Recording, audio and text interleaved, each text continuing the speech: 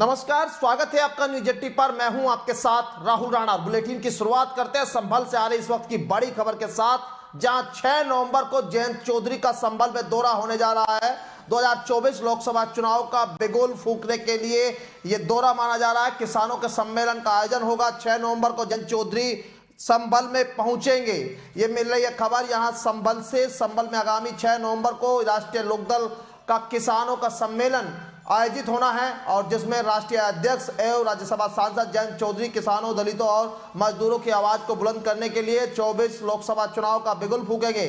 राष्ट्रीय अध्यक्ष कार्यक्रम को सफल बनाने के लिए कार्यकर्ताओं को अलग अलग जिम्मेदारी सौंपी गई है, और ये कोशिश की जा रही है कि बढ़िया अच्छे से जो है सम्मेलन हो सके, और 24 के चुनाव से पहले ये सम्मेलन जो है वो अहम माना जा रहा है। 2024 लोकसभा चुनाव से पहले सम्मेलन यहाँ पर होने जा रहा है, और इससे पहले कई कार्यक्रम जयंत चौधरी के पश्चिम उत्तर प्रदेश में देखने को मिले हैं, और इससे पहले भी जो है जयंत चौधरी 2024 लोकसभा चुनाव की तैयारी को लेकर किस तरह से सक्रिय है, वो खिलाड़ियों के सम्मान को लेकर उन्होंने मेरठ में, सहारनपुर में सभाएं की, और वहां पर कई घोषणाएं उन्होंने खिलाड़ियों को लेकर की, और अपनी जो निधि है उसको लेकर उन्होंने कहा कि वो 100% निधि खिलाड़ियों के लिए लगाने का ऐलान करते हैं। और अब किसानों का ये सम्मेलन पश्चिम उत्तर प्रदेश के संभल से ये बड़ा खास सम्मेलन होने की उम्मीद जताई जा रही है। और इसी खबर पर बातचीत करने के लिए संभल से मुजम्मिल का रुख कर लेते हैं। मुजम्मिल, 6 नवंबर को जयंत का ये दौरा होने जा रहा है, क्या कुछ खास तैयारी इसको लेकर आपको दिखाई दे रही है संभल में? मैं आपको बता दूं कि जिस तरह से आने वाले 2024 का जो चुनाव है उसकी तैयारी हरी पार्टी अपने अंदाज से कर रही है, लेकिन इधर जिस तरह से अभी सरगर्मियां हैं कि जयंत चौधरी का 6 नवंबर के कार्यक्रम आयोजित किया जा रहा है, जिसमें कि यहाँ की जो लोकदल पार्टी और उसके अलावा जो किसान यूनियन के कार्यकर्ता हैं, पदाधिकारी हैं, जो भी जयंत चौधरी के प्रयास करने वाले लोग हैं, वो सभी लोग जुड़ चुके हैं। लगातार तैयारियां की जा रही है, बड़े सम्मेलन की बात की जा रही है। बताया जा रहा है कि पूरी जनपद का ये एक सम्मेलन होगा, जिसमें कि किसानों की जो समस्या है, जो किसानों के प्रति जो सरकार का उत्तीर्ण है, वो सारी चीजों को रखते हुए जयंत चौधरी से मांग भी की जाएगी कि जो किसानों की समस्या गन्ना भुगतान को लेकर है, चाहे यहाँ का बिजली व्यवस्था को लेकर है, चाहे और जो समस्या किसानों की, वो सदरने के बाद, और कहीं ना कहीं अब जयंत चौधरी जिस तरह से इस आने वाले चुनाव को लेते हुए भी किसानों में ऊर्जा भरेंगे और कहने की कोशिश करेंगे आने वाले वक्त में जो भी यहाँ पर वक्त आता है, या इंडिया का जो एक है विपक्षी पार्टी है, किस तरह से सहयोग होता है, तो वो कहीं ना कहीं किसानों को ऊर्जा भरते हुए ताकत और दूसरी पार्टी के साथ साथ सहयोग के साथ देने की बात की जा रही है।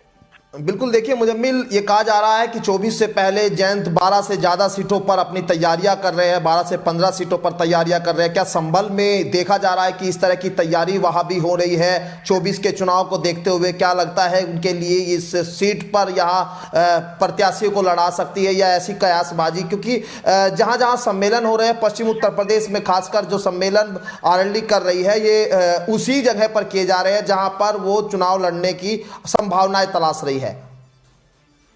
मैं आपको बता दूं कि जिस तरह से यहाँ पर जो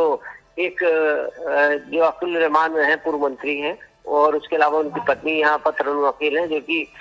पिछले उर्दू अकादमी की चेयरमैन नहीं है, तो कहीं ना कयास लगाया जा रहा है कि हो सकता है टिकट जो यहाँ पर जिस तरह से मिले। और क्योंकि संभल जो है यहाँ पर एक सापा गढ़ माना जाता है, और अब जो किस तरह से आपस में लोगों का तालमेल बैठता है, तो ये तो आने वाला वक्त ही बताएगा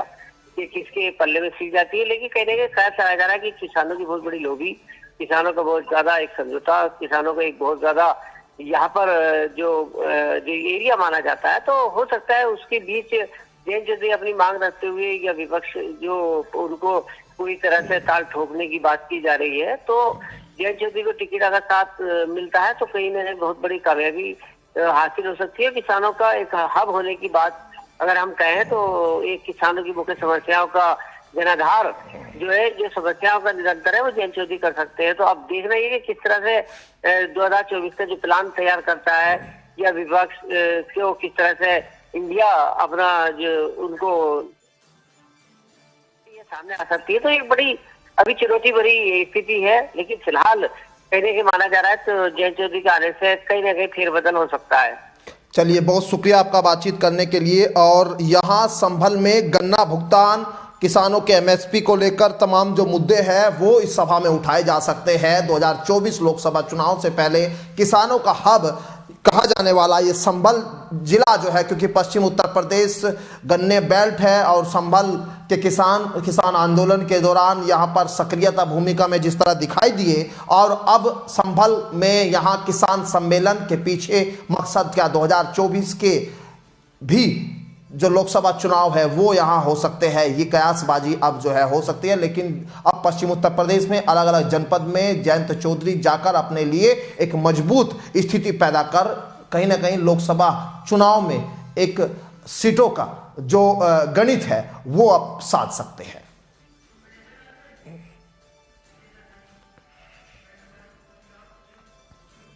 और रामपुर से खबर मिल रही है जहां योगी सरकार ने आजम खान को एक बड़ा झटका दे दिया है। लीज पर मिली जमीन सरकार वापस लेगी, यह फैसला हुआ है। सीतापुर की जेल में बंद समाजवादी पार्टी के नेता आजम खान की मुश्किलें कम होने का नाम बिल्कुल नहीं ले रही है। आजम खान की मोहम्मद